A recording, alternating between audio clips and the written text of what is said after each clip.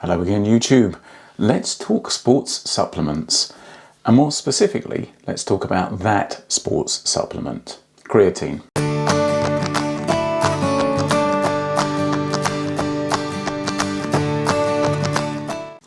Now, creatine is something that I have been aware of for some time.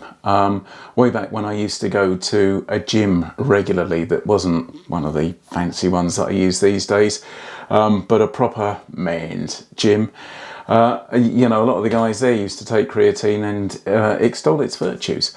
But from my perspective, I've always lumped it in with sports supplements. Now, if you say sports supplement to me, I do kind of a word association thing with that. I just hear untested, waste of money, pseudoscience. Think of any of the sports supplements on the market today and do a bit of digging on them. And I think you'll soon begin to peel back the veneer and see that they're not everything that they're packaged to be. However, creatine seems to buck that trend.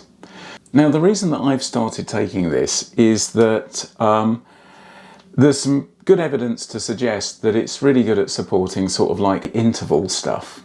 And I've started doing a lot of interval stuff on the bike and also in runs. In fact, I'm being guided by my Phoenix 7 on a daily basis, and probably a couple of times a week that will give me a sprint or a threshold session to do. So, you know, I've started to mix in those intervals there. And I was watching recently one of the GCN videos with Dan Lloyd, and Dan Lloyd was talking about the fact that he started adding creatine into his diet. Now, don't get me wrong, but if somebody as straight-laced as Dan Lloyd is taking creatine, you know, this can't be all that bad. So I started doing some digging on it. Turns out that in terms of sports supplements, this is the real deal. This stuff, well, let's begin with, it's cheap, okay? That tub there cost me, I think that was about 24 quid off of Amazon. And there's probably 6 months in that tub. So do the maths on that and tell me another supplement that you can buy that cheaply. But also, there's a lot of strong scientific research to suggest that it really does do the things that people have said in the bodybuilding world it does for years, in helping you add muscle and perform better. But also there are other benefits that have started coming to light. For example, it, I think, has been proven to be cardioprotective and also neuroprotective. So there's some good evidence to suggest that it does actually increase cognitive function. So, you know, when you think that you're talking about a supplement there that costs pennies per serving, actually has some well-documented benefits and doesn't really seem to have any downsides. And that, for me, that downsides thing was one of the big things. You know, you think about sports supplements, and very often the thing that I think has pulled me back from the brink from using a lot of these things is when you do some research on them, people will say to you, yeah, you might get a little bit of a benefit here, hey, but. And it's always the but bit that worries me.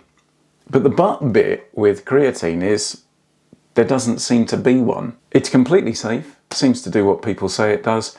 And, you know, there's a strong body of evidence to suggest there are absolutely no drawbacks from taking it. So I've started adding it into my diet. Now, it's not one of those supplements that you can take once and suddenly see an effect. You know, it's not caffeine. Take caffeine, 45 minutes later, it's in your bloodstream and it's doing stuff. Creatine's a bit different because you have to load this stuff into your muscles.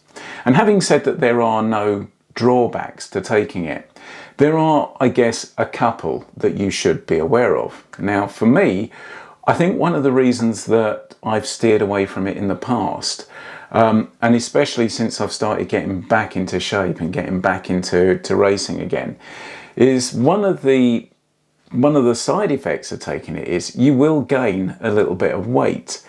Now, the reason for that is that it draws fluid into the muscles. It actually draws water into the muscle. So obviously that muscle is going to weigh a little bit more. Is that a bad thing? Well, I don't think it is. I mean, you know, anything that's making the muscle more functional has got to be a good thing. So there's that. There is another potentially weird side effect in that taking creatine can increase levels of creatinine in your blood. Now, creatinine sounds very similar to creatine, but it's completely different. And the reason that that could be a slight issue for you, and could be a slight issue for me shortly when I go for my yearly company medical, is increased creatinine in your blood can be a marker of kidney issues. So, you know, definitely like me, when I go along for my medical, I'm going to stress to them, I'm taking creatine, understand that increases creatinine in my blood.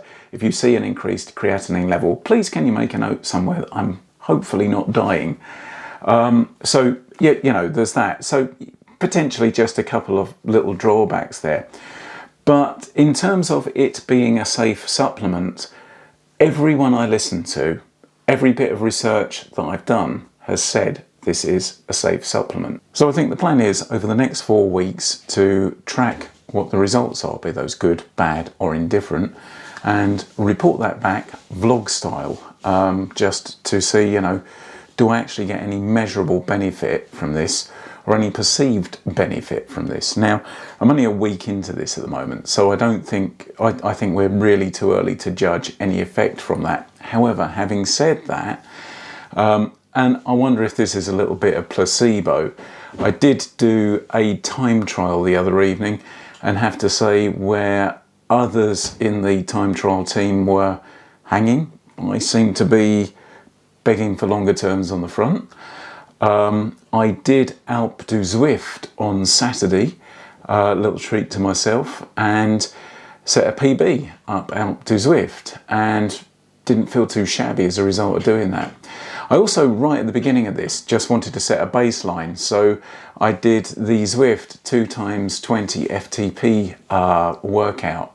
Now that's a workout that just before the Beaver Triathlon I actually bailed on. I got sort of second half of the second set of 20 minutes. I had to ramp the power down about 20%. Just because I couldn't, you know, just couldn't sustain that effort. Whereas this week I sustained the effort fine. Now, like I say, I think I'm really too early to be judging any benefit from that stuff. And that possibly is a little bit of placebo, possibly, you know, a benefit from the increased load from the race and stuff like that. Plus also I did a little bit of recovery. You know, we had a week off after the race, so there was, you know, a little bit of unplanned recovery in there as well, but I'm probably seeing benefits from there. But anyway, hopefully this is going to be interesting, and you know, like I say, I'll report back good, bad or indifferent.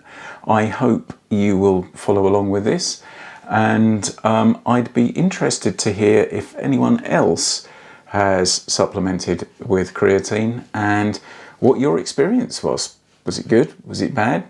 Did it do what people say it does? Did you get an unexpected side effect that I should know about before I put more of this down my neck? Anyway, thanks for watching this one, YouTube. I will catch you in the next.